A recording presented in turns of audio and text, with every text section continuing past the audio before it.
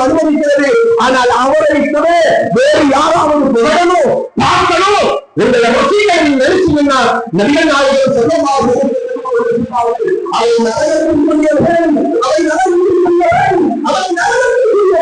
கணவன் இல்லாம ஒருத்தி ஸ்ப்ரே அடிச்சுட்டு போறா, அக்கர் போட்டுட்டு போறா, அவள் விபச்சாரத்தின் அடையாளம்னு சொன்னாங்கல்ல. இந்த ஹதீஸ் எல்லாம் சொல்லும் போது என்னடா மார்க்கம் இப்படி இல்லாம சொல்லும் அப்படின்னு போகும். ஒண்ணுமே இல்ல. இந்த சம்பவத்தை படிக்க படிக்க படிக்க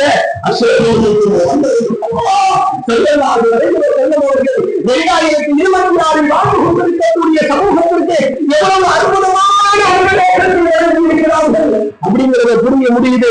ஒரு பெண் குளித்து விட்டு வருகிற அவளுடைய முடியில் இருந்து விடுகிற நீர் கூட ஒருத்தருக்கு காவலின் சீரழிவை ஏற்படுத்தும் என்பதை 4 பேரும் சேர்றான்.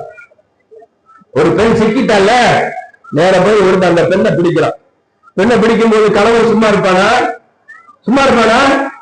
கௌரவகுமார் போய் தடுத்தான். கணவன் போய் தடுத்தான். 4 பேர் 5 பேர் சேர்ந்து ஒரு பெண்ணை பாலியல் வன்கொடுமை செய்ய முயற்சிக்கும் போது கணவன் போய் தடுத்த உடனே கணவனை அடிச்சு எழுந்தான். யாரால பாதிப்பு?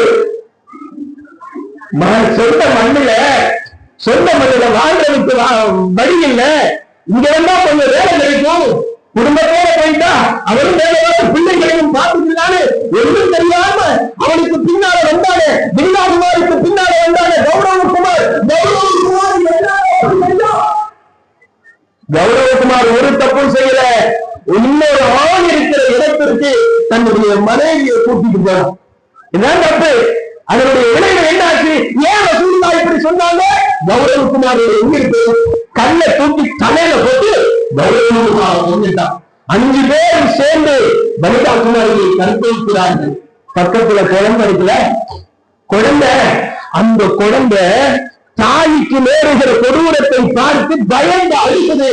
இந்த 5 பேருக்கும் அந்த குழந்தையுடைய அழுகை டிஸ்டர்ப் ஆகுதுன்னு சொல்லி ஒருத்தன் குழந்தைய கையால தூக்கி சோழ அடிச்சோ வந்துட்டான். அந்த பிள்ளை என்ன பாவம் பண்ணுச்சு? கடைசியாக 5 பேரும் சேர்ந்து கற்பழிச்சுட்டு வனிதா குமாரியை கொண்டு 3 பேரும் கொண்டு போய் போட்டுட்டாங்கிறத நீங்க டிவில பார்த்திருப்பீங்க, பேப்பர்ல பார்த்திருப்பீங்க, யூடியூப் சேனல்ல பார்த்திருப்பீங்க. கொஞ்சம் யோசிங்களேன். இதுல அந்த பிள்ளை என்ன பாவம் பண்ணுச்சு? ஒரு பாவமும் பண்ணல. அந்த கௌரவகுமார் என்ன பாவம் பண்ணா? ஒரு பாவம் பண்ணல. வனிதா குமாரியும் ஒரு பாவமும் பண்ணல. 4 ஆண்கள் இருக்கிற இடத்தை குளித்து விட்டு முடிய வெளிச்சு போட்டு வந்ததுனால ஒரு குடும்பமே மிக கொடூரமாக நபிகள் நாயகம் ஸல்லல்லாஹு அலைஹி வஸல்லம் அவர்கள் சொன்னார்கள், அந்நிய ஆண்களோடு நீங்கள் தலைத்திருக்காதீர்கள், ஷைத்தான் வந்துடுவான். ஷைத்தான் ஒருத்தருக்கு வந்துட்டானா அவன் வெளியே கூடாது. அவருக்கு புரியுதா? இஸ்லாமிய இன்றைக்கு எவ்வளவு பெரிய பாதுகாப்பு, ஒரு பாதுகாப்பு வரையற்ற இந்த ஹிஜாபின் மூலம் இது நமக்கு சுதந்திரத்தை தெரியுதா? சுதந்திரம் இது நமக்கு அந்தஸ்தை கொடுக்குது. நீங்க பர்தாவோட போங்க, பர்தாவோட போங்க, அழுக்கு போட்டு போங்க. உங்களை எப்படி கூப்பிடுவாங்க? பஸ்ல மாமின்னு கூப்பிடுவோம். எப்படி? மாமின்னு கூப்பிடுவாங்க. இந்த மாநில மரியாதைய ஒரு கொடுத்துச்சு, இந்த பர்தா கொடுத்துச்சு. இந்த பர்தா போடலன்னா உங்களுக்கு அந்த கண்ணியமான அழைப்பு இருக்காது. எவ்வளவு பெரிய அந்தத்தை இந்த மார்க்கம் கொடுத்திருக்கு. ஏதோ சில லைஃபுக்காக 4 பேர் பார்க்கணுங்கிறதுக்காக இஸ்லாமிய ஒளித்தறிவை தாண்டி இன்றைக்கு சமுதாயத்தினுடைய அனைத்து தலைமுறையும் ஒரு சில பெண்கள் போனதுனால ஒட்டுமொத்தமாக இந்த மார்க்கத்தினுடைய கண்ணியம் பாதிக்கப்படுகிறது. பீகார்ல நுஸ்ரத் பானு அப்படிங்கிற ஒரு பெண்மணி, நுஸ்ரத் பானு, இது மேற்கு வங்கத்தை சார்ந்த பிள்ளை. அவங்க அத்தா அம்மா ரொம்ப கஷ்டப்பட்டவங்க. வீடுகளெல்லாம் போய் வேலை பார்த்து கஷ்டப்பட்டு உழைச்சி இந்த பிள்ளையை டாக்டர் ஆக்கணும்னு ஒரு கனவு. உங்களுக்கு கனவு என்ன கனவு இருக்கு? அதெல்லாம் தூங்கும்போது அந்த அந்த கனவு சொல்லல, அப்துல் கலாம் சொன்னார்ல கனவு காணுங்கள். நான் அந்த கனவு, உங்களுக்கு கனவு இருந்தாலும் உங்க பிள்ளைகளுக்கு லட்சியம் இருக்கு. உங்களுக்கு கனவு இல்லைன்னு வச்சுக்கோங்களேன், உங்க பிள்ளைகளுக்கு லட்சியமே இருக்காது. அது வயசுல இருக்கும் போது ஒரு குழந்தையை நீங்க கருத்தில் தரிக்கும் போது அந்த குழந்தை என்னவாகணும் அப்படிங்கிறத நீங்க முடிவு பண்ண நாளாகிறது. இந்த பிள்ளைகளும் வந்து நாடுறதுன்னா அவங்க ஆதரவுக்கு போறாங்க. அதனால அந்த சூழ்நிலை மாற்றத்தை, தலைமுறை மாற்றத்தை கடவுளிலிருந்து உருவாக்கணும். அல்லாஹ் அந்த நசீபை தந்தரக்கூடியவனாக. அப்ப அந்த ரொம்ப புவர் ஃபேமிலியில இருக்கக்கூடிய அந்த பேரண்ட்ஸ் 2 பேரும் வீட்டு வேலைக்கு போய் அந்த பிள்ளையும் அல்ஹம்துலில்லாஹ் நல்லா படிச்சு பீகார்ல கவர்மெண்ட் காலேஜ்ல மருத்துவ கல்லூரியில டாக்டர் ஆயிடுச்சு. இப்ப பீகார் அரசாங்கம் என்ன செய்ய சொன்னா, அதுக்கு இந்த வேலை கொடுக்கிற அந்த அப்பாயின்மெண்ட் ஆர்டர் இருக்குல்ல, அந்த அப்பாயின்மெண்ட் ஆர்டர் கொடுக்கிற ஒரு நிகழ்ச்சி பீகாருடைய முதலமைச்சர் நிதிஷ்குமார், அமைச்சர்கள் எல்லாரும் இருக்கிற இடத்துல அந்த சகோதரி வருது. அந்த சகோதரி எப்படின்னா, இந்த மாதிரி ஹிஜாப முகத்தை இப்படி மூடி இருக்குது. நீங்க நிறைய பேர் மூடி இருக்கீங்கல்ல, அப்படி மூடி இருக்கு. இப்ப நிதிஷ்குமார் என்ன பண்ணிட்டாரு, அவர் இப்ப வேற இடத்துல கூட்டணி வச்சிருக்கிறதுனால இந்த அம்மா, இந்த டாக்டர் அம்மா போய் அந்த பணி நியமன ஆணைய வாங்குறதுக்காக அப்படி போகும்போது அவர் என்ன பண்ணிட்டாங்க, அப்படின்னு பிடிச்சு இழுத்து விட்டாரு. இப்ப நம்ம பிள்ளைகள்லாம் காலேஜ் போகும்போதே பர்தாவை கட்டிட்டு போயிருக்கு. இப்போ காலேஜ் போகும்போதே பர்தாவை கட்டிட்டு போயிருக்கு. உங்க ஊரு சொல்ல, நான் வந்து வேற ஊரு சொல்றேன். ஆனா நிறைய முஸ்லிம் அல்லாத பெண்கள் புர்கா போட்டுட்டு எந்தெந்த பைசில இல்லாமோ அங்க சொல்லிட்டு போகுது. அவங்களுக்கு அது தேவையாயிருக்கு. நம்ம பிள்ளைகளுக்கு ஏதோ எங்க வீட்டுல சொல்றாங்க, அது எங்க ஊர்ல பர்தா போடாம போனா ஒரு மாதிரி பேசுவாங்க அப்படிங்கிறது மாதிரி இன்னொரு லைஃப் ஸ்டைலுக்குள்ள போகும்போது இது ரொம்ப பெரிய சுமையா இருக்கு, கல்வி போயிருக்கு. ஆனா அந்த நுஸ்ரத் பானு என்ன சொல்லி தெரியுமா, பணி நியமன ஆணைய பீகாருடைய முதலமைச்சர் போய் வாங்க போகும்போது அது மூக்க மறைச்சிட்டு இதா போகுது. அவர் அதை பிடிச்சி இருக்கணும், கொடுத்தாலும் போட்டு நம்ம என்ன பண்ணிச்சு தெரியுமா, எனக்கு வேலை வேண்டாம் ஒண்ணு வேண்டாம் அப்படின்னு சொல்லி நேர மேற்கு மீடியா எல்லாம் போய் கேட்டாங்க, என்னமா அவர் அப்படி நடந்துக்கிட்டாங்க அப்படிங்கிறதுக்காக ஒரு அரசு உத்தியோகத்தை விட்டுட்டு வந்து நமக்கு அரசு வேலை கிடைக்குது, 1 லட்சம் ரூபாய் சம்பளம் கிடைக்குதுன்னு வச்சுக்கோங்க, என்னவெல்லாம் செய்வோம். ஏதோ ஒரு 1000 பேர் பார்க்கிறாங்கிறதுக்காக இந்த மார்க்கம் தடுத்திருக்கிற எத்தனையோ காரியங்களை சொல்லக்கூடிய சமகால பெண்களுக்கு மத்தியில அந்த அம்மா போய் கேட்கிறாங்க, 1 லட்சம் ரூபாய் சேலரி, கவர்மெண்ட் வேலை, வருஷம் சேலரி கூடிக்கிட்டே இருக்கும், எவ்வளவு வசதி வாய்ப்பு, கவர்மெண்ட் வேலை கிடைக்கிறது சாதாரண விஷயமா, நீ என்னமா இதை விட்டுட்டு போக. அந்த அம்மா சொல்லிச்சு, நுஸ்ரத் பானு சொல்லிச்சு, நான் எனக்கு விவரம் தெரிஞ்சு பள்ளிக்கூடம், ஹையர் செகண்டரி, அப்புறம் வீட்டு, அப்புறம் மெடிக்கல் காலேஜ், அப்புறம் மெடிக்கல் சர்ஜன், இந்த இடத்துக்கெல்லாம் போயிருக்கிற இது வரைக்கும் என்னுடைய நிக்காத நானாக அகற்றியதை விட வேறு யாருக்காக வேண்டியும் நான் அகற்றியதே இல்லை. என் அண்ணன் தம்பி, எங்க அத்தா யார் எனக்கு மகளமாக்கப்பட்டிருக்கிறார்களோ, யார் என்னுடைய முகத்தை பார்ப்பது ஹலாலாக்கப்பட்டிருக்கிறதோ அவர்களை தவிர யாருக்கு முன்னாலும் இதுவரையிலும் என்னுடைய புர்காவே, என்னுடைய ஹிஜாபே, என்னுடைய நிக்காபே நான் எடுக்கவே கிடையாது. எனக்கு 1 லட்சம் ரூபாய் இல்ல, 8 லட்சங்கள் இவர்கள் கொடுத்தாலும் என்னுடைய நிக்காபை கடத்தி இருக்கிறான் வேலைக்கு போகணும்னா நான் மறுபடியும் மேற்கு வங்கத்துக்கு போறேன். எங்க அப்பா அம்மா கூட சேர்ந்து நானும் வீட்டு வேலைகளை பார்த்து பாத்திரம் பேசி வீடை கூட்டி அதுக்கு என்ன வேலைன்னு சொல்றது, வீட்டு வேலை பார்க்கணும்ல, இந்த வீட்டு வேலை பார்த்து என் வாழ்க்கையை பேசிக்கிறேன்.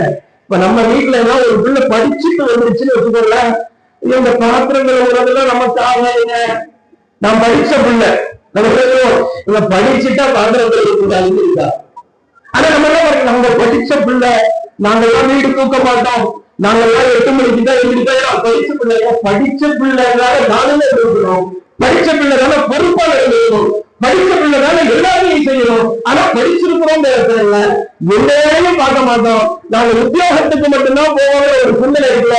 இந்த அம்மா என்ன சொல்லுது தெரியுமா, எனக்கு நிக்காபை முடித்திருக்கான ஒரு அரசு வேலையாக இருந்தாலும் கூட மருத்துவராக போறதா இருந்தாலும் கூட எனக்கு அந்த வேலை தேவையில்லை, எனக்கு என் ஹிஜாபு தான் முக்கியம் அப்படின்னு மேற்கு வங்கத்துக்கு போயிருச்சு. ஒரு ஈமானிய பெண்மணிக்கு அல்லாஹ் உதவி செய்வான். செய்வானா மாட்டானா? செய்வானா மாட்டானா? செஞ்சாலும் செய்வானா இருக்கும். எங்க ஊர்ல எல்லாம் அப்படி செஞ்சது மாதிரி தெரியலங்கிற மாதிரி இருக்கு. நிச்சயமா செய்வான். ஈமானிய பெண்மணிகள் ஈமான்ல உறுதியா இருந்தா அல்லாஹ்வுடைய உதவியை நேரடியா பாப்பீங்க இன்ஷா அல்லாஹ். அப்படி ஈமான்ல உறுதியா இருக்கலாமா? எந்த இடத்துலயும் நான் இஸ்லாத்தை காம்ப்ரமைஸ் பண்ணவே மாட்டேன், நான் இஸ்லாத்துல உறுதியா இருப்பேன், இந்த பர்தாவும் இந்த மார்க்கமும் இந்த ஒழுக்கமும் எனக்கு சுமை அல்ல, அது எனக்கு பாதுகாப்பு, எனக்கு கண்ணியம், எனக்கு இஸ்ஸத்து அப்படின்னு நீங்க நினைச்சீங்கன்னா அல்லாஹ்வுடைய உதவி நேரடியா கிடைக்கும். இந்த நுஸ்ரத் பேர் பானு இருக்கிற இது மேற்கு வங்கத்துக்கு போயிருச்சு. வீடு வீடா போய் வேலை பார்த்து நான் எங்க அத்தா அம்மாவை காப்பாத்திக்கிறேன், அது ஒரு பிள்ளை தான் அப்படின்னு போயிருச்சு. ஆனா பக்கத்தில் இருக்கிற மாநில முதலமைச்சர், ஜார்க்கண்டில் இருக்கக்கூடிய முதலமைச்சர், அவரு பேரு சிபு சோரன் அப்படின்னு நினைக்கிறேன், அவர் கூப்பிட்டார். இந்த மீடியாக்கள்ல பார்த்துட்டு அவர் கூப்பிட்டார்.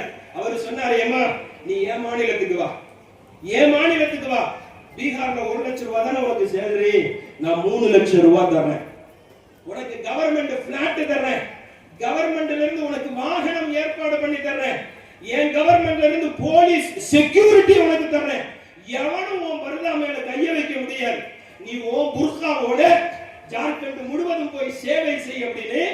அந்த அம்மாவுக்கு மிஸ் ஆனது 1 லட்சம் ரூபாய் தான். ஆனா அந்த கவர்மெண்ட் 3 லட்சம் ரூபாய் கொடுத்து, கவர்மெண்ட் பிளாட்டை கொடுத்து, கவர்மெண்ட் வண்டியை கொடுத்து, கவர்மெண்ட் செக்யூரிட்டியை கொடுத்து அந்த அம்மா ஜார்க்கண்டுக்கு அவர் கூப்பிட்டாரு. இதுதான் ஒரு விஷயத்துல நம்ம உறுதியா இருந்துட்டோம்னு வச்சுக்கோங்களேன், அல்லாஹ்வுடைய உதவி இன்னொரு புறத்திலிருந்து கிடைக்கும். நாம இந்த மார்க்கத்தை விட்டுட்டு இப்போ உள்ள லைஃப் ஸ்டைலுக்கு தோதுவாக நம்ம வாழ ஆரம்பிச்சிட்டோம்னு சொன்னா நம்மளும் கேவலப்பட்டு, நம்ம குடும்பமும் கேவலப்பட்டு, ஊரும் கேவலப்பட்டு, சமுதாயமும் கேவலப்பட்டு 4 பேருக்கு கிடைக்கிற ஹிதாயத்தை தடுப்பதற்கும் நாம காரணமாயிருவோம். அதனால அன்பு தாய்மார்களே, சகோதரிகளே, நீங்க உங்க பவர் என்னங்கறத விளங்கணும். இங்க குறிப்பா தாய்மார்களுக்கு சொல்லுவேன், நீங்கள் தான் வலிமையானவர்கள், நீங்கள் தான் வலிமையானவர்கள். உங்களுடைய மார்க்கம் தான் இங்கே நிலைத்திருக்கும். அல்லாஹ்வுடைய நேரடி உதவி உங்களுக்கு தான் கிடைக்கும்.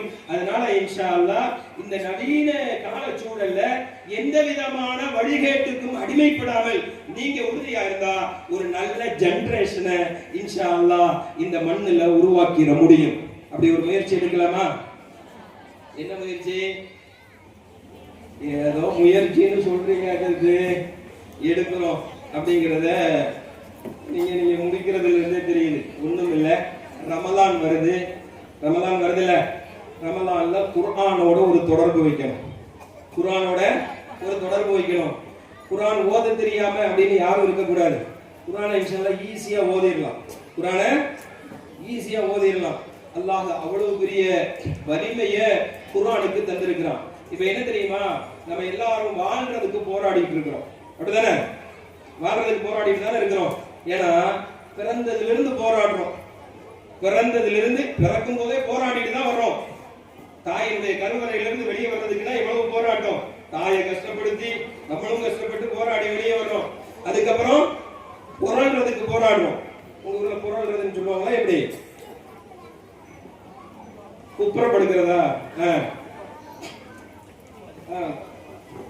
சரி, ஏதோ ஒண்ணு உங்க பாஷையில அதுக்கு போராடுறோம். அதுக்கப்புறம் தவழ்றதுக்கு போராடுறோம், அப்புறம் நிக்கிறதுக்கு போராடுறோம், அப்புறம் நடக்கிறதுக்கு போராடுறோம், அப்புறம் ப்ரீகேஜில போராடுறோம், அப்புறம் LKG, UKG, primary, middle, higher secondary, college, அதுக்கப்புறம் வேலை, அதுக்கப்புறம் கல்யாணம், அதுக்கப்புறம் பிள்ளை பெத்து, அதுக்கப்புறம் பேரம் பேத்தி வளர்த்து மௌத்தா போறது வரைக்கும் போராடுறோம். எதுக்குங்க போராடுறோம்? வாழ்றதுக்கு போராடுறோம். அப்ப எப்பதாங்க வாழ போறோம்?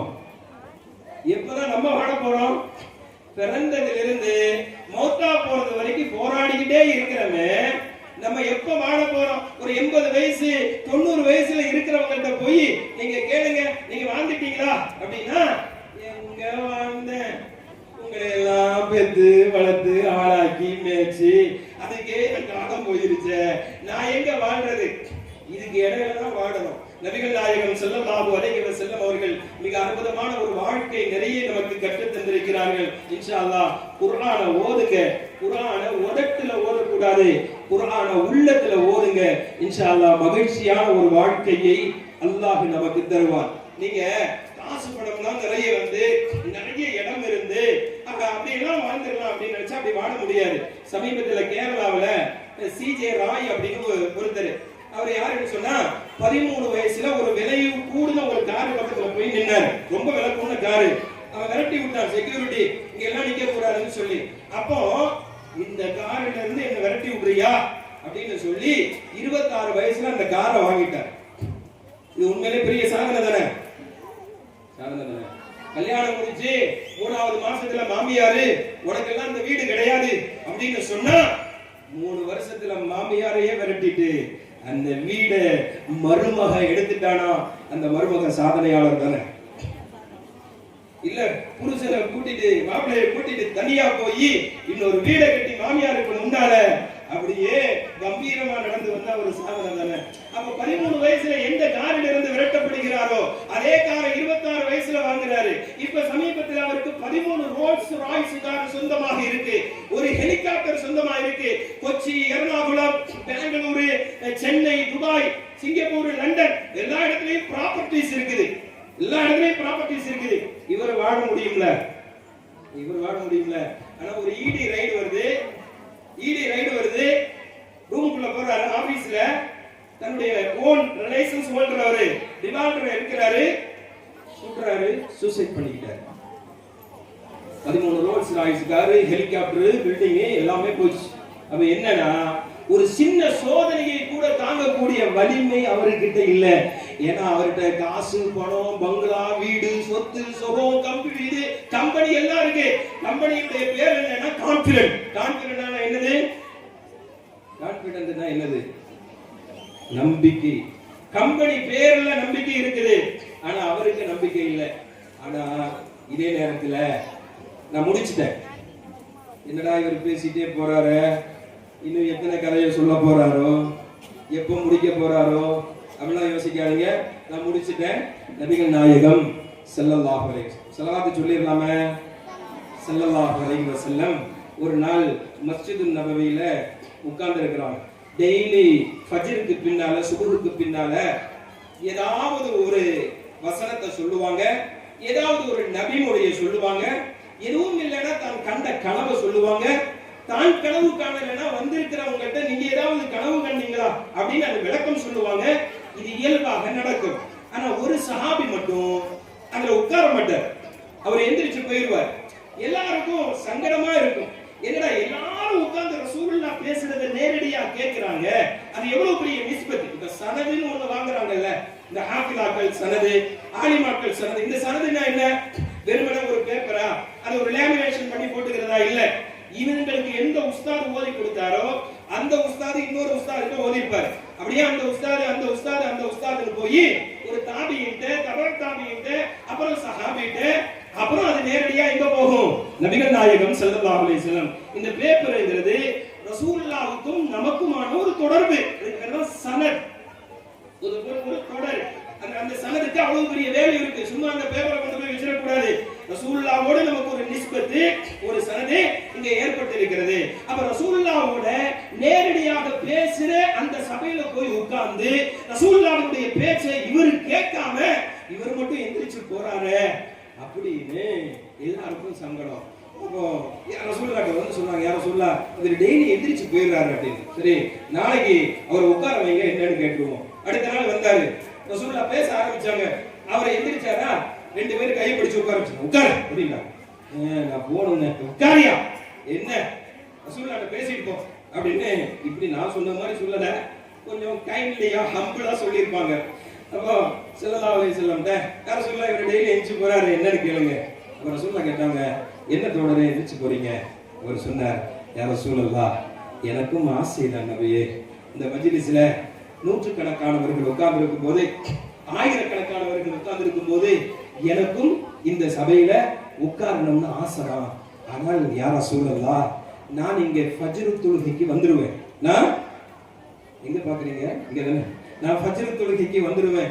என் வீட்டுல என் மனைவி ஃபஜ்ர் தொழுகாம உட்கார்ந்து இருப்பா. ஏன் தெரியுமா? எங்க கிட்ட இருக்கிறது ஒரே ட்ரெஸ் தான். எங்க கிட்ட இருக்கிறது ஒரே Dress தான். யா ரசூலுல்லாஹ், என்னுடைய மனைவி முழுமையாக ஔரத்தை மறைக்க வேண்டும் என்று சொன்னால் நான் மேலே போட்டிருக்கிற இந்த மேலாடையை கொண்டு போய் கொடுத்தால் தான் என்னுடைய மனைவி ஃபஜ்ர் தொழுக முடியும். நான் ரொம்ப வறுமையில இருக்கிறதுனால, கஷ்டத்துல இருக்கிறதுனால, வாழ்வாதாரத்துக்கே வழி இல்லாம இருக்கிறதுனால எனக்கு Dress வாங்குறதுக்கெல்லாம், துணி வாங்குறதுக்கெல்லாம் காசு இல்ல நபியே. நான் கொஞ்ச நேரம் உட்கார்ந்து உங்க பயான கேட்டா என் மனைவிக்கு அங்க ஃபஜ்ர் தொழுக போயிரும், மிஸ் ஆயிரும். என் மனைவி வெயிட் பண்ணிக்கிட்டு இருப்பாங்க. ஔரத்தை முழுமையாக மறைப்பதற்குரிய இந்த துணியை நான் கொண்டு போய் கொடுக்கணும். அதனாலதான் நான் போறேன் நபியே. எனக்கு இங்க உட்கார கூடாது, உங்க பேச்ச கேட்க கூடாது, உங்களை உதாசீனப்படுத்திட்டு எல்லாம் போகணும் அப்படிங்கிற எண்ணமெல்லாம் இல்ல அப்படின்னு சொன்ன உடனே கூடி இருந்த அத்துணை சஹாபிகளுக்கும் ரொம்ப சங்கடமா போச்சு.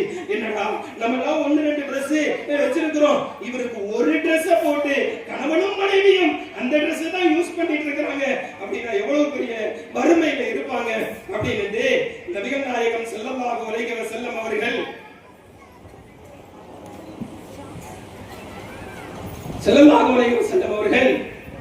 சஹாபிகிட்ட சொன்னாங்க. எல்லா சஹாபிகளும் வேகமா போனாங்க, வீட்டுக்கு போனாங்க. வீட்டுல போய் நம்மகிட்ட இருக்கிற Dress 1-2 எடுத்துட்டு வந்தாங்க. எடுத்துட்டு வந்து நேரா நின்னுட்டு இருந்த அந்த சஹாபியுடைய கையில கொடுத்துட்டாங்க. எவ்வளவு சந்தோஷமா இருக்கும் அவருக்கு. ஒரு மொத்த Dress-ஐயும் எடுத்துட்டு அப்படியே வீட்டுக்கு வர்றாரு.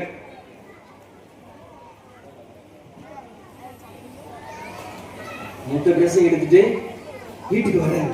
வீட்டுக்கு வந்தா இந்த அம்மா அந்த வீட்ல சாக்கு தான் ஸ்கிரீன். உங்க வீட்ல ஸ்கிரீன் போட்டுருப்பீங்கல்ல, அங்க சாக்கு தான் ஸ்கிரீன். அந்த சாக்குல மறைஞ்சு நிக்குது அந்த அம்மா. சூரியன் உதிக்க ஆரம்பிச்சிருச்சுன்னா ஃபஜ்ர் தொழுகை மிஸ் ஆயிரும். இந்த மாமா பதட்டத்துல டென்ஷன்ல எங்க போனீங்க, என் ஃபஜ்ர் தொழுகை மிஸ் ஆயிருமே அப்படின்னு அந்த அம்மா டென்ஷன் ஆகுது. இவர் கை ஃபுல்லா பார்சல் கொண்டு வர்றாரு. அதுல விதவிதமான துணிகள் இருக்கிறது, கம்பளி துணிகள் இருக்கிறது, காட்டன் துணிகள் இருக்கிறது, பஞ்சினால் உருவாக்கப்பட்ட துணிகள் இருக்கிறது. இந்த துணி எல்லாம் கண்ணிலேயே தெரியல. இத பத்தி எல்லாம் அந்த அம்மா கவலையே படல. வேகமா அவருடைய மேலாடையை வாங்கிச்சு அந்த அம்மா போய் தொழுதுட்டு வந்துட்டு கேட்டுச்சு, ஏங்க தெரியும்ல ஒரு Dress தானே இருக்கு, அந்த Dress இல்லாம என்னால தொழுக முடியாதுல்ல, நீங்க வாங்க இங்க இவ்வளவு நேரம் ஆக்கிட்டீங்க, என் தொழுக போயிட பாத்துச்சேன், நான் அல்லாஹ்ட்ட போய் என்ன பதில் சொல்றது அப்படின்னு அந்த அம்மா கேக்குது. நம்மளதான் இந்த அம்மா ஒரு பெண் தானே, நம்ம வீட்டுல எத்தனை Dress இருக்குது, நம்ம இதுவரைக்கும் உபயோகிக்காத Dress சாரீஸ் எத்தனை இருக்குது, எத்தனை சுடிதார் இருக்குது, எத்தனை ஸ்விம்மிஸ் இருக்குது, எத்தனை நைட்டிஸ் இருக்குது, எத்தனை புர்கா இருக்குது, எத்தனை ஷால் இருக்குது, இன்னும் ஷாலை வாங்கிக்கிட்டே இருக்கிறோம், பர்ச்சேஸ் பண்ணிக்கிட்டே இருக்கிறோம். பாருங்க, அடுக்கி அடுக்கி வைத்திருந்தாலும் கூட உபயோகிக்க முடியாத அளவிற்கு உடைகளை வைத்திருக்கிற நமக்கு இந்த வரலாறை கொஞ்சம் யோசிச்சு பாருங்களேன். அந்த அம்மா தொழுது முடிச்சதுக்கு பின்னால ஏங்க என் தொழுகைய மிஸ் பண்ணிட பார்த்தேனே, என்ன எங்க போனீங்க அப்படின்னு கேட்டுச்சு. அவர் சொன்னாரு, ஏமா நான் டெய்லி எந்திரிச்சு வந்துடுறேன்னா, இப்போ சஹாபிகள் வந்து நான் எந்திரிச்சு வர்றத கம்ப்ளைண்ட் சொல்லியிருக்கிறாங்க. இன்னைக்கு ரசூலுல்லாஹ் என்னன்னு கேட்டாங்க. சொன்னேன், எங்க வீட்டுல ஒரு Dress தாங்க இருக்குது, இந்த ஒரு Dress வச்சுதான் 2 பேரும் தொழுகணும், அதனால என் Dress-ஐ கொண்டு போய் கொடுத்தாதான் என் மனைவி தொழுவாங்க அப்படிங்கிறத சொன்னா சஹாபிகள் எல்லாரும் கொண்டு வந்து இந்த Dress-ஐ கொண்டு வந்து தந்துட்டாங்கம்மா, அதை வாங்கிட்டு வர்றதுக்கெல்லாம் லேட் ஆச்சு அப்படின்னு சொன்ன உடனே நம்மளா இருந்தா என்ன சொல்லியிருப்போம்? கணவன் எப்பொழுதும் வெளியிலிருந்து வரும்போது பார்சலோட வரணும். ஃபாரின்ல இருந்து வரும்போது, இங்க பட்டிமன்றம் நடந்துச்சு, வெளிநாடா உள்நாடான்னு. வெளிநாட்டிலிருந்து வரும்போது அவர் கொண்டு வர்ற லக்கேஜ பொறுத்து தான், லக்கேஜினுடைய வெயிட்டை பொறுத்து தான் அவருடைய வெயிட். லக்கேஜ்ல வெயிட் இருந்துச்சுன்னா அவருக்கு வெயிட், லக்கேஜ்ல வெயிட் இல்லைன்னா அவர் டம்மி. எப்படி எல்லாம் அவருடைய சம்பாத்தியத்தை குறை சொன்னாங்க. நீ எல்லாம் என்ன ஏன் மனுஷன், கமுதியில கேட்டாக, சாயல்குடியில கேட்டாக, அருப்புக்கோட்டையில கேட்டாக, எங்க அத்தாவும் அம்மாவும் உன்னை கட்டி வச்சுட்டு இங்க பாரு கூழாங்கல்ல ஒரு வீடு கூட கட்ட முடியாம போராடிட்டு இருக்கிறேன், அவளுக்கு வாக்கப்பட்டிருந்தா அப்படின்னு எவ்வளவு கஷ்டப்படும் அவருடைய மனசு. அவரும் போராடத்தானே செய்வாரு. அல்லாஹ் யாருக்கு எதை விதிச்சிருக்கிறானோ அதை தவிர வேற எதையும் அவர் தலைகீழ நின்னாலும் சம்பாதிக்க முடியாது. அப்ப நம்ம ஒரு ஆணுடைய இயலாமையை குறை சொல்லி அவரை குத்தி காட்டக்கூடாது. இந்த அம்மா என்ன சொன்னாங்க தெரியுமா? பரவாயில்லைங்க, நம்ம தொழுகிறதுக்கே துணி இல்ல, நீங்க சஹாபிகள்லாம் கொடுத்த இவ்வளவு துணியையும் கொண்டு வந்துட்டீங்க அப்படி எல்லாம் சொல்லல. அந்த அம்மா கேட்டுச்சு, ஹல் ஷகௌத்தல் ஹபீப இலல் ஹபீப். அந்த அம்மா கண்டிச்சு இந்த சஹாபிய, அந்த அம்மா வான் பண்ணிச்சு. என்னங்க நீங்க அல்லாஹ் தரலங்கறத அல்லாஹ்வுடைய ரசூல்கிட்ட போய் குறையா சொன்னீங்களா? நமக்கு உணவு கொடுக்கிறது யாரு? உடை கொடுக்கிறது யாரு? அல்லாஹ். அவன் தான் தர்றான். அவன் தரலங்கறத அவனுடைய ஹபீபான ரசூல்கிட்ட போய் எங்களுக்கு ட்ரெஸ் இல்ல, எங்களுக்கு சாப்பாடு இல்ல, எங்களுக்கு வருமானம் இல்ல, நாங்க வறுமையில இருக்கிறோம், நாங்க ஏழையா இருக்கிறோம், இது போய் சொல்லலாமாங்க? அல்லாஹ்வை பத்தி குறை சொல்லலாமா? என்ன பண்பாடு இது? கேட்டுச்சு அந்த அம்மா, இந்த துணியெல்லாம் இங்க கொண்டு வரக்கூடாது அப்படின்னு சொல்லிடுச்சு அந்த அம்மா. எவ்வளவு பெரிய பக்குவம் இருக்கும்! இந்த வலிமையை தான் சஹாபிய பெண்களுக்கு குர்ஆன் கொடுத்துச்சு.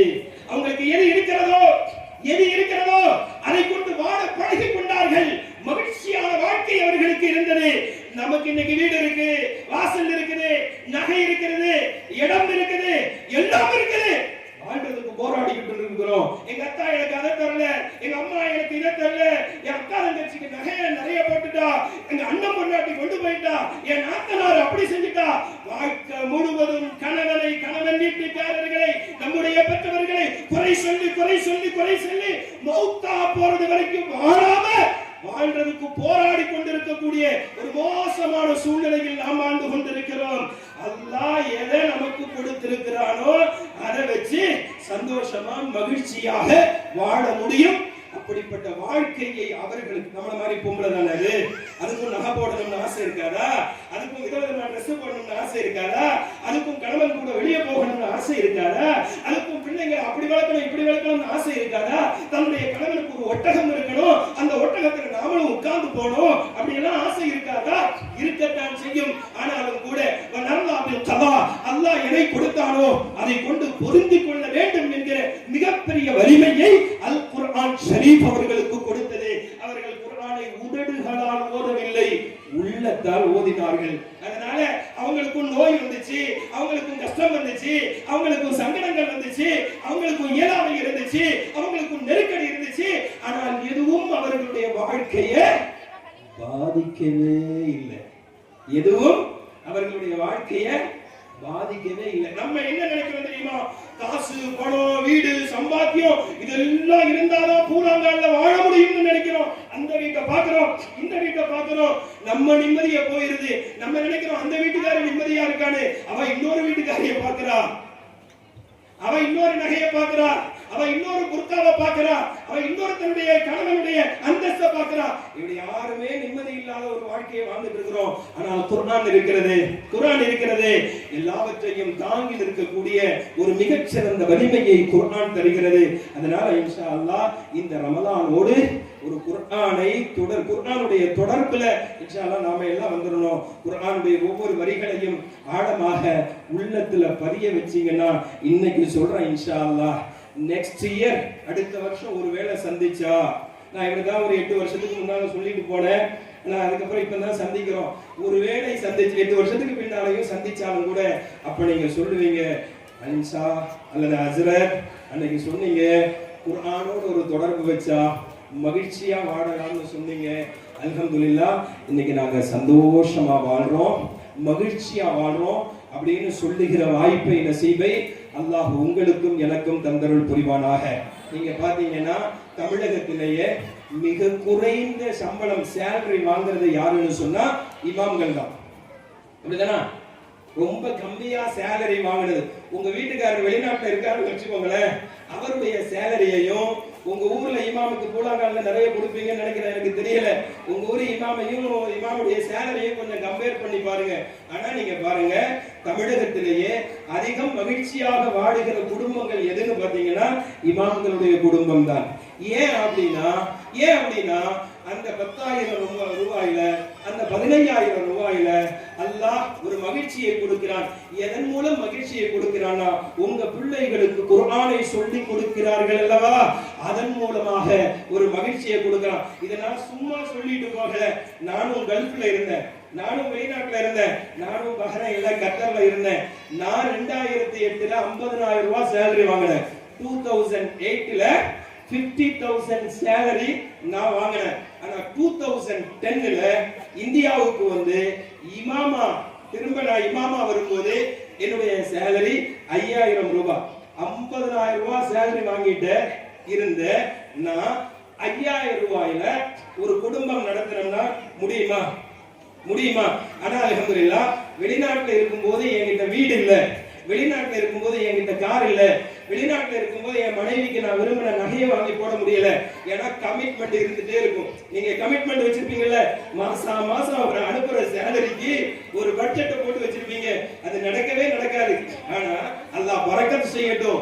ஆனா இப்போ இந்தியாவுல நான் இமாமா இருக்கிறேன், எனக்கு வீடு இருக்குது, எனக்கு கார் இருக்குது, என் மனைவிக்கு இப்ப 15,000 ரூபாய் இல்ல 20,000 ரூபாய் இருந்தாலும் நகை வாங்கி போடக்கூடிய அளவுக்கு வசதி இருக்குது. எது இருக்குன்னு சொன்னா பரக்கத் இருக்கு. இது பெரும் பரக்கத்து. அல்லாஹ் காசு நிறைய தரவில்லையே, பரக்கத்தை தரணும். அந்த பரக்கத்து எங்க இருந்து வரும் தெரியுமா? வீட்டில் இருக்கக்கூடிய தாய்மார்களான உங்களுக்கு தான் வரும்.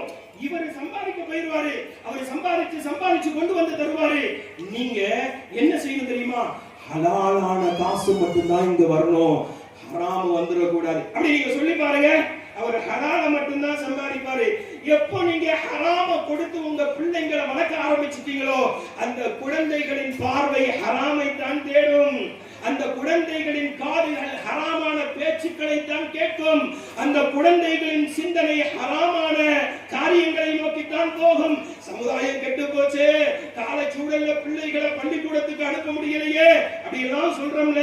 நீங்க ஹலாலை மட்டும் கொடுத்து பாருங்கள், உங்க பிள்ளைகள் ஹராம பார்க்கவே பார்க்காது, ஹராம கேட்கவே கேட்காது, ஹராம சிந்திக்காது. என் பிள்ளை அப்படி ஆயிருமோ, என் பிள்ளை இப்படி ஆயிருமோ, எந்த கவலையும் உங்களுக்கு வேண்டாம். உங்கள் கணவர் 5000 ரூபாய் சம்பாதிச்சு கொண்டு வந்தாலும் கூட அதுல ஒரு பரக்கத்து இருக்கும், நிறைவான வாழ்க்கையை உங்களால் வாழ முடியும். அதுக்கு நீங்க குர்ஆனோடு ஒரு தொடர்பு வச்சுக்கலாமா? மஸ்ஜித் நபவிக்கு ஒரு அம்மா நான் முடிச்சிட்டேன்னா, அதற்கு எல்லா இடத்துலையும் முடிச்சிடுங்கன்னு பேப்பர் கொடுப்பாங்க, எல்லா ஊர்லயும் நேரம் ஆயிருச்சு முடிச்சிருங்கன்னு பேப்பர் கொடுப்பாங்க. ஆனா உங்க ஊர்ல மட்டும்தான் இன்னும் பேசுங்கன்னு பேப்பர் கொடுத்துருக்காங்க. அது பொறுப்பு தலைமுறை செயலாளர் அசத்துமார்கள், எனக்கு தெரியாது. நான் அப்பவே முடிச்சுட்டேன். பாத்தீங்களா, எதுனாலும் வாத்தியாரை பாத்துக்கோங்க. நாளைக்கு ஒரு பெண்மணி வந்தாங்க, வந்துட்டு யார சொல்லலாம், பெண்களுக்கு உரிமையை பாருங்க, பெண்களுக்கு ரசூலுல்லாஹ் கொடுத்த உரிமையை பாருங்க. ஒரு பெரிய சபை நடக்குது, பொதுக்குழுன்னே வச்சுக்கோங்க. உங்க ஊர்ல பொதுக்குழு நடக்குது, ஜமாத்துடைய பொதுக்குழு. ஒரு பொம்பளை போய் அங்க பேசிட முடியுமா அப்படின்னு நீங்க நினைக்கலாம். ஆனா ஸல்லல்லாஹு அலைஹி வஸல்லம் அவர்களுடைய சபையில நூற்றுக்கணக்கான சஹாபிகள் இருக்கும்போது ஒரு பெண்மணி வந்தாங்க. அஸ்ஸலாமு அலைக்கும் அப்படினாங்க. வலைக்கும் அஸ்ஸலாம். யா ரசூலுல்லாஹ், என் கணவர் இங்க தான் இருக்கிறார், இந்த கூட்டத்துல தான் என் வீட்டுக்காரர் இருக்கிறார், எனக்கு டைவர்ஸ் வாங்கி கொடுத்துருங்க, எனக்கு டைவர்ஸ் வாங்கி கொடுத்துருங்க. என்னமா இப்படி கேக்குற அப்படினாங்க ஸல்லல்லாஹு அலைஹி வஸல்லம். யா ரசூலுல்லாஹ், வேற எந்த பிரச்சனையும் இல்ல, இவர் சம்பாதிக்கிற சம்பாதியத்துல என்னால குடும்பம் நடத்த முடியாது. என்ன சொல்றாங்க? நம்ம எல்லாருக்கும் இருக்கிற பிரச்சனை தானே. இவர் சம்பாதிக்கிற சம்பாதியத்துல இவர் கூட என்னால குப்பை கொட்டவே முடியாது அப்படின்னு நம்ம நினைக்கிறோம்ல. அப்ப அந்த சஹாபா பெண்மணி அதைத்தான் சொல்றாங்க. அப்படியா, இதுக்கு இல்லாம டைவர்ஸ் கேட்கறது, சம்பாதிக்க முடியலங்கிறதுக்காக வேண்டிய இல்லாம டைவர்ஸ் கேட்கறது. அப்போ ரசூலுல்லாஹ் ஸல்லல்லாஹு அலைஹி வஸல்லம் அந்த கூட்டத்துல இருக்கிற அந்த சஹாபிட்ட என்ன கேட்டாங்க தெரியுமா? ஹல் கரஅத ஷைஅன் மின் அல்-குர்ஆன், குர்ஆன்ல இருந்து எதையாவது நீங்க ஓதுறீங்களான்னு கேட்டாங்க. அந்த அம்மா கேட்டது என்னது? இவர் சம்பாதிக்கிற சம்பாதியத்துல என்னால குடும்பம் நடத்த முடியாது, இவர் கூட வாழ முடியாது, எனக்கு டைவர்ஸ் வாங்கி கொடுத்துருங்கன்னு அந்த அம்மா கேட்டுச்சு. ஆனா ரசூலுல்லாஹ் அவர்கிட்ட என்ன கேக்குறாங்க? ஹல் கரஅத ஷைஅன் மின் அல்-குர்ஆன், குர்ஆனில் இருந்து எதையாவது நீங்க ஓதுறீங்களா? அவர் சொன்னாரு, கரஅது கலா வ கலா யா ரசூலுல்லாஹ், இன்னென்ன சூறாக்களை நான் டெய்லி ஓதிட்டு வர்றேன். ரசூலுல்லாஹ் அந்த அம்மா கிட்ட சொன்னாங்க, கொஞ்சம் வெயிட் பண்ணுங்களேன், இன்ஷாஅல்லாஹ் ஒரு குர்ஆனை ஓதிட்டு வர்றாங்கல, இது சரியாயிரும், அல்லாஹ் உங்களுடைய வாழ்க்கையில பரக்கத்தை தருவான். அந்த அம்மா போயிருச்சு. அது என்ன அஜரத்து? குர்ஆன் ஓதுங்கன்னா என்ன கிடைச்சிரும்? குர்ஆன் ஓதணுமா? குர்ஆன் ஓதி நீங்க தான் நல்லா இருக்கீங்களாக்கும் இப்படியே நம்ம எல்லாம் விமர்சிக்கல. அந்த அம்மா போயிருச்சு. போய் கொஞ்ச நாள் அதே மாதிரி மஜ்லிஸ் நடந்துட்டு இருக்குது. அந்த அம்மா திரும்ப வந்துச்சு. அஸ்ஸலாமு அலைக்க யா ரசூலல்லாஹ், நபியே உங்களின் மீது சலாம் உண்டாகட்டும் நபியே, சில மாதங்களுக்கு முன்னால் உங்களுடைய மஜ்லிஸுக்கு வந்து என்னுடைய கணவனுடைய வருமானம் போதாது, அந்த வருமானத்தில் என்னால் குடும்பம் நடத்த முடியாது, எனக்கு மனவிலக்கு வேண்டும் என்று கேட்டேன் நபியே.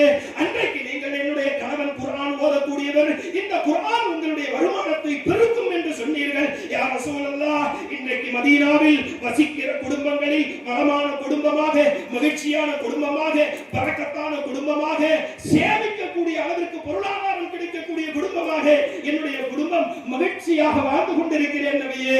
ஜஸாக்குமுல்லாஹு கைரா, மிக்க நன்றி உங்களுக்கு. ஒருவேளை அன்னைக்கு நான் ஆத்திரப்பட்டு இவன் கூட எல்லாம் வாழ முடியாது, இவன் சம்பாத்தியம் எனக்கு போதாது அப்படின்னா இந்த லைஃப் நான் மிஸ் பண்ணி இருப்பேன். நான் தான் புத்தி கட்டு போய் உங்கள்கிட்ட வந்து கேட்டேன். ஆனா நீங்க எனக்கு ஒரு சிறந்த உபதேசத்தை செய்து அவர் குர்ஆன் ஓதுறதுனால உன் வாழ்க்கையில வறுமையும் கஷ்டமும் நிரந்தரமா இருக்காதுன்னு சொன்னீங்கல்ல. இப்ப எங்க வீட்டுல வறுமை இல்ல, கஷ்டம் இல்ல, அல்ஹம்துலில்லாஹ் சந்தோஷமா வாழ்றோம் அப்படின்னு அந்த சஹாபா பெண்மணி சொன்ன வரலாறை ஹதீஸ் கிரந்தங்களிலே பார்க்கிறோம். எனவே குர்ஆனோடு தொடர்பு வையுங்கள் இன்ஷா அல்லாஹ். உங்களுடைய வீட்டில் உள்ள ஆண்களையும் குர்ஆன் ஓத சொல்லுங்கள். உங்க வீட்டில் இருக்கக்கூடிய பிள்ளைகள் இருக்காங்கல்ல, இவங்களுக்கு நீங்க என்னதான் கொடுத்துட்டு போனாலும் சரி அதெல்லாம் நிறைய இருக்குமான்னு தெரியல. ஆனா டெய்லி மக்ரிபுக்கு பின்னால சூரத்துல் வாக்கியாவை ஓதிட்டு வர சொல்லுங்க. அவன் வாழ்க்கையில ஒருபோதும் உதவின்னு போய் மற்றவங்கள்ட்ட போய் நிக்க மாட்டான். உங்க பிள்ளை எந்த காரணத்தும் குமரு காரியம்னோ நோயினோ அல்ல வேற கஷ்டம்னோ கடனோ யார்கிட்டையும் போய் மாமா சச்சா சின்னம்மா மைனி அப்படியெல்லாம் யார்கிட்டையும் போய் கையேந்தாம இருக்கணும்னா டெய்லி உங்க வீட்டுல இன்ஷா அல்லாஹ் மக்ரிபுக்கு பின்னால உங்க பிள்ளைகள் சூரத்துல் வாக்கியாவை ஓதட்டும். நீங்களும் ஓதிட்டு வாங்க. வறுமைங்கிறது வரவே வராது. ட்ரை பண்ணலாமா? இதை நான் அனுபவிச்சு சொல்றேன். 10 வயசுல இருந்து சூரத்துல் வாக்கியாவை ஓதிட்டு வரேன். இதுவரைக்கும் யார்கிட்டையும் போய் கையேந்த வேண்டிய எந்த சூழலும் வந்ததே இல்லை. ஒரு வளமான வாழ்க்கையை வாழுகிற நசீபை அல்லாஹ் தந்திருக்கிறான். இப்போ அடுத்து கடைசியா ஒரு ஃபைனல் டச் என்னன்னு சொன்னா, நம்ம பிள்ளைங்க எல்லா பிள்ளைங்களுமே நல்ல பிள்ளைங்க தான். எல்லா பிள்ளைங்களுமே நல்ல பிள்ளைங்க தான். ஆனா இந்த பிள்ளைகளுடைய சமகால சூழல் இருக்குல்ல, இந்த சூழல்ல சில பிள்ளைங்க தடுமாறி போயிருது. அதுவும் குறிப்பாக இந்த அலி ரலியல்லாஹு தஆலா அவங்க சொன்னாங்க, உங்க வீட்டுல 7 வயசு வரைக்கும் குழந்தைகளை விளையாட விடுங்க. 7 வயசு வரைக்கும் என்ன செய்யணும்? குழந்தைகளோட சேர்ந்து நம்மளும் விளையாடணும். குழந்தைகளோட சேர்ந்து நம்மளும் விளையாடணும். ரசூலுல்லாஹ் வீட்டுக்கு அபூபக்கர் சித்திக் ரலியல்லாஹு அன்ஹு போறாங்க. ரசூலுல்லாஹ் யானை மாதிரி, யானை விளையாடுவீங்களா நீங்க? எங்க இந்த வயசான பெத்தா மாதிரி தான் யானை விளையாடுவாங்க போல தெரியுது. யானை மாதிரி அப்படி குனிஞ்சு நின்று இமாம் ஹசன் ஹுசைன் பேர குழந்தைகளை முதுகுல வச்சுட்டு அப்படி போறாங்க. ரசூலுல்லாஹ் இப்படிலாம் செய்வாங்க அப்படின்னு. ரசூலுல்லாஹ் நேமல் ராக்கிப், நல்ல வண்டியாச்சே. ரசூலுல்லாஹ் சொன்னாங்க, நேமல் மர்கு, வண்டியில் பயணிக்கிறவரும் நல்லவர் தான். அப்ப வீட்டுக்கு போனா என்ன செய்யணும்? 7 வயசு வரைக்கும் குழந்தைகளோட விளையாடணும். அடுத்த 7ல இருந்து 14 வயசு இருக்குல்ல, 7 to 14, இந்த வயசுல குழந்தைகளுக்கு ஒழுக்கத்தை சொல்லிக் கொடுக்க வேண்டும். என்ன ஒழுக்கம்? அவங்களுடைய பார்வையில ஒழுக்கம் இருக்கணும், பேச்சில ஒழுக்கம் இருக்கணும், அவங்களுடைய சிந்தனையில ஒழுக்கம் இருக்கணும். இப்பெல்லாம் நிறைய போக்சோ சட்டத்துல நிறைய பேர் கைதாகிறத நீங்க பார்த்திருப்பீங்க. ஸ்கூல்ல, பஸ்ல, வேன்ல போக்சோ சட்டத்திலேனா குழந்தைகளின் மீது மிக கோரமான பாலியல் வக்கிரம செயல்பாடுகளை செய்யக்கூடிய அந்த செயல்கள். அப்ப குட் டச் எது, பேட் டச் எதுங்கறத அந்த குழந்தைகளுக்கு நீங்க சொல்லி கொடுக்கணும். இதுக்கு ஆணையில ஸ்கூலுக்கு போயிட்டு வந்த உடனே நீங்க குழந்தைகிட்ட உட்கார்ந்து பேசணும். இன்னைக்கு ஸ்கூல்ல என்ன நடந்துச்சு, வீட்ல இருந்து போய் வேன்ல ஏறி ஸ்கூல்ல இறங்கி அப்புறம் ஸ்கூல்ல கிளாஸ்ல யாரு கூட எல்லாம் பேசினேன், என்னெல்லாம் செஞ்சேன் அப்படின்னு உட்கார்ந்து ஸ்டோரியா கேட்கணும். வந்த உடனே மொபைல அதை கையில வச்சுக்கிட்டு அல்லது நீங்க டிவி ரிமோட்டை கையில வச்சுக்கிட்டு நந்தியா பா டீயை குடி, கையாக்கால கழுவு, டியூஷன் போ இப்படின்னு சொல்லிக்கிட்டு இருந்தா உங்க குழந்தை இருக்காது. உங்க குழந்தை ஒரு கட்டத்திலையும் உங்க குழந்தையா இருக்காது. அல்லாஹ் பாதுகாக்கணும். அதிலும் குறிப்பாக கோ எஜுகேஷன் இருக்குல்ல, 2 பேரும் கலந்து படிக்கக்கூடிய ஸ்கூல் இருக்குல்ல, ஆண்களும் பெண்களும் கலந்து படிக்கக்கூடிய ஸ்கூல். நான் ஏற்கனவே சொன்னேன், ஒரு ஆணும் பெண்ணும் தனியாக இருக்கிற இடத்துல 3ஆவதாக ஷைத்தான் இருப்பான். இன்னைக்கு நிறைய இடங்கள்ல என்னன்னு சொன்னா அந்த குரூப் ஸ்டடின்னு போறாங்க பிள்ளைங்க. குரூப் ஸ்டடி படிக்கணும் தான் பிள்ளைங்க, ஒழுக்கம் கெட்டு படிச்சு என்னங்க பிரயோஜனம்? படிப்புங்கிறது ஒழுக்கத்தை கொடுக்கணும், அந்தஸ்தை கொடுக்கணும், நல்ல ஆளுமையை கொடுக்கணும். படிக்கிற காலங்கள்ல உங்களுடைய பிள்ளைகளுடைய புத்தி சலனப்பட்டு போச்சுன்னு வச்சுக்கோங்களேன், எந்த அந்தஸ்துக்கும் போக முடியாது. அது கடைசியில ஒரு செக்சுவல் ஹராஸ்மெண்டாக போய் செதஞ்சு போயிடும் லைஃப். குழந்தையா இருக்கிற நேரத்துல இந்த குழந்தைய எதுக்காக வேண்டி யார் யார் யூஸ் பண்றாங்களோ அந்த குழந்தை ஃபியூச்சர்ல அதுவாகவே போயிடும். நம்ம ஐபிஎஸ் ஆகணும்னு நினைப்போம், நம்ம ஐஏஎஸ் ஆகணும்னு நினைப்போம், நம்ம ஜட்ஜ் ஆகணும்னு நினைப்போம். ஆனா இந்த குழந்தைகிட்ட இந்த வேர்ட் டச்சிங்கிற ரீதியில உடன் படிக்கக்கூடிய மாணவர்களோ நல்லா கவனிக்கணும்.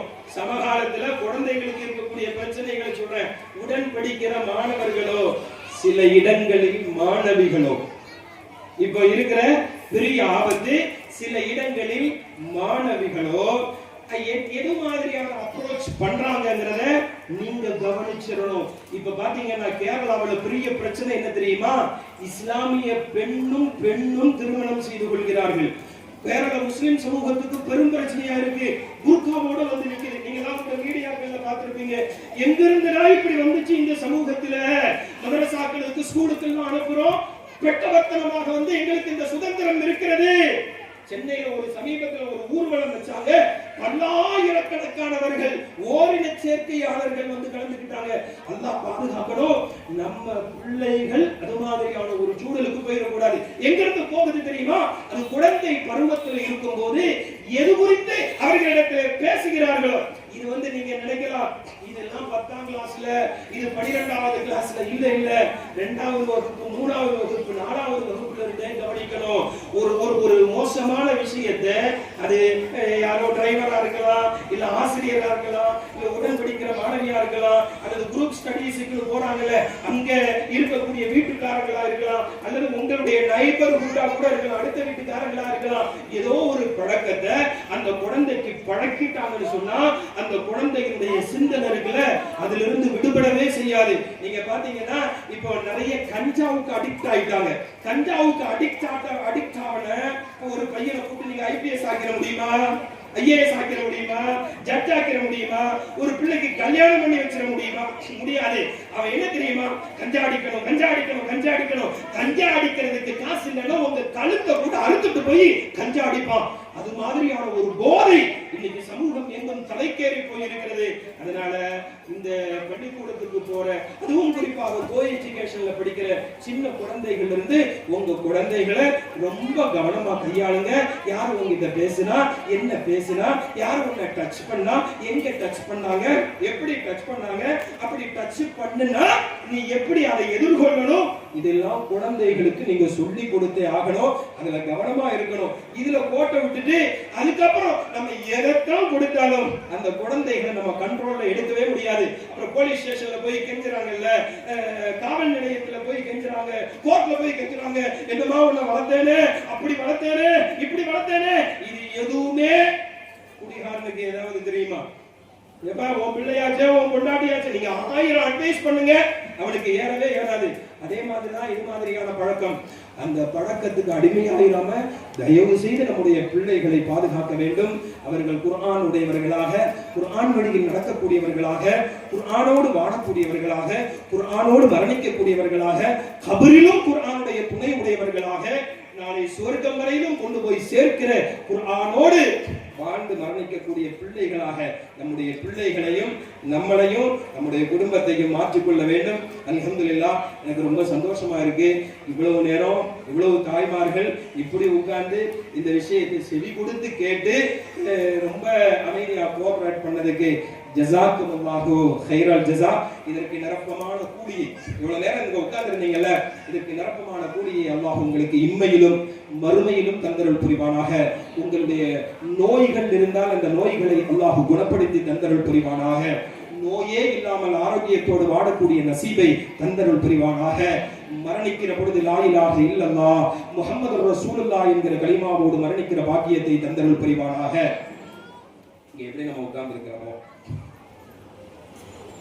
உட்கார்ந்திருக்கிறோம்ல, நம்மளா இங்க வந்து உட்காரல, அல்லாஹ் கொண்டு வந்து உட்கார வச்சிருக்கான். ஒரு அல்ஹம்துலில்லாஹ் சொல்லிடலாமா? எத்தனையோ பெண்கள் இந்த நேரத்துல எங்க எல்லாம் உட்கார்ந்து இருப்பாங்க. என்னெல்லாமோ பேசிட்டு இருப்பாங்க, என்னெல்லாமோ பார்த்துட்டு இருப்பாங்க. ஆனா அதையெல்லாம் விட்டுட்டு அல்லாஹ் கொஞ்சம் பேர நம்மளை இங்க கொண்டு வந்து உட்கார வச்சான்ல, அல்ஹம்துலில்லாஹ். இதற்கு காரணமாக இருந்த உலமாக்கள், நிர்வாக பெருமக்கள், இவர்களுக்கெல்லாம் அல்லாஹ் உயர்ந்த அந்தஸ்தை இம்மையிலும், இளைஞர் பெருமக்கள் எல்லோருக்கும் அல்லாஹ் இம்மையிலும் மறுமையிலும் நிரப்பமான கூலியை தந்தருள் புரிவானாக. இப்போ உட்கார வச்சதுக்கு நம்ம அல்ஹம்துலில்லாஹ் சொன்னோம்ல, இதே மாதிரி இன்னொரு தடவை அல்ஹம்துலில்லாஹ் சொல்லுவோம். எப்ப தெரியுமா? இந்த உட்கார்ந்ததுக்கு கூலி அல்லாஹ் தருவான்ல. இப்ப தெரியாது, இப்ப ஏதோ சும்மா உட்கார்ந்துட்டோம்னு நினைப்போம், இதுக்கு கூலி அல்லாஹ் தருவான். எப்ப? இப்போ மறுமையில போய் சொர்க்கத்துக்கு முன்னால நிக்கும் போது சொல்லுவான், நீ இந்த பூலாங்கல்ல உன் பிள்ளைகளை குரான் ஓத வச்சு மதரசா ஆண்டு விழால உட்கார்ந்து இருந்தல, அந்த உட்கார்ந்ததுக்கு பகரமாக நான் உனக்கு சொர்க்கத்தை தருகிறேன். நீ எதுக்கு உட்கார்ந்த? பரிசுக்கு உட்கார்ந்தியா? இல்ல. வேற எதுக்காவது உட்கார்ந்தியா? இல்ல. இங்க உட்கார்ந்தா அல்லாஹ் நாளைக்கு மௌத்துக்கு பின்னால சொர்க்கம் தருவான் அப்படின்னு என்ன நம்பி நானே உட்கார்ந்த. வேற யாரை நம்பி போன? நிர்வாகிகள் ஏதாவது தருவாங்கன்னு போனியா? அசர்த்துமார்கள் ஏதாவது தருவாங்கன்னு போனியா? பிள்ளைகளுக்கு கிடைக்கிற பரிசுல நமக்கும் கிடைக்கும் போனியா? இல்ல. நீ என்ன நம்பி உட்கார்ந்த, என்ன நம்பினோட நான் ஏமாற்ற மாட்டேன் அப்படின்னு அல்லாஹ் சுவர்க்கத்தை தருகிற பொழுது நம்ம எல்லாரும் சொல்லுவோம், வகாலுல் ஹம்துலில்லாஹி அல்லதி ஸதகனா வஅதா. அல்லாஹ் வாக்களிச்சது மாதிரி எங்களுக்கு சொர்க்கத்தை தந்துட்டால் அல்ஹம்துலில்லாஹ். என்ன சொல்லுவோமா? துனியாவில அல்லாஹ் எங்களுக்கு வாக்களிச்சது மாதிரி இங்க சொர்க்கத்தை தந்துட்டா அல்ஹம்துலில்லாஹ். இப்போ உட்கார வச்சதுக்கு அல்ஹம்துலில்லாஹ் சொன்னோம். நாளைக்கு இன்ஷா அல்லாஹ் இதுக்கு கூலியாக சொர்க்கம் கிடைக்கிற பொழுதும் அல்ஹம்துலில்லாஹ் சொல்லுகிற பாக்கியத்தை எல்லாம் அல்லாஹ் நம் அனைவருக்கும் தந்தருள் புரிவானாக என்கிற நல்ல பிரார்த்தனையோடு முடித்துக் கொள்கிறேன். அல்ஹம்துலில்லாஹி ரப்பில் ஆலமீன். அஸ்ஸலாமு அலைக்கும் வரஹ்மத்துல்லாஹி வபரகாத்துஹு.